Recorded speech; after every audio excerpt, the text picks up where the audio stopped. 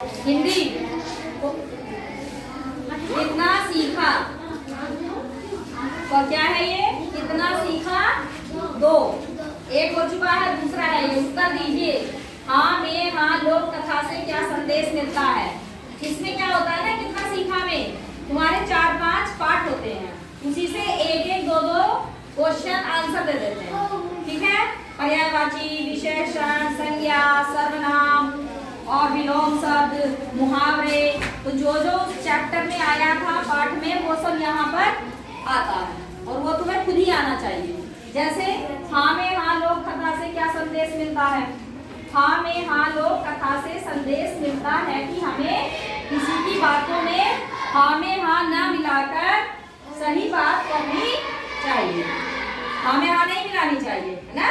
जो सही और सत्य बात हो उसी को बताना चाहिए। दूसरा है युवक माधव सिंह के मन में क्या सपना उभरता था? युवक माधव सिंह के मन में पहाड़ काटकर सुरंग बनाने का सपना उभरता था। मैंने तुम्हें बताया भी था, है ना। ठीक है, क्या बताया था? एक कहानी बताई थी ना इसके बारे में, माझी की कहानी बताई थी ना, दशरथ माझी के बारे में, कि उन्होंने पहाड़ काटकर सड़क बनाई थी। ठीक है, तीसरा है नानी ने अदिति को टोकरी में बांधकर कौन सा फल दिया था? कौन सा फल दिया था? नींबू। नानी ने अदिति को टोकरी में नींबू बांधकर दिया।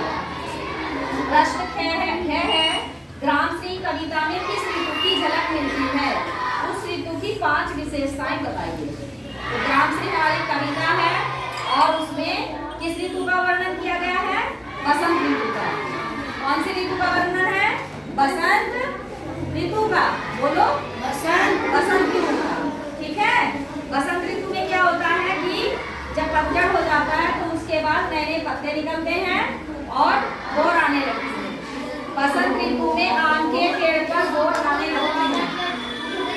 बसंत ऋतु में कोयल मतवाली होकर गुनगुनाने लगती है।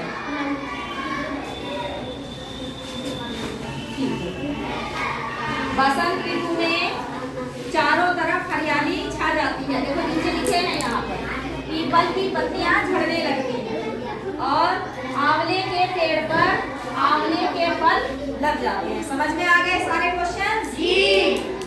कोई ना समझ में आ रहा है तो दोबारा पूछ लो। कोई ऐसा है किसी पाठ से जो इसमें यहाँ दिए गए हैं उसमें कोई समस्या हुई है? आ गए सब समझ में?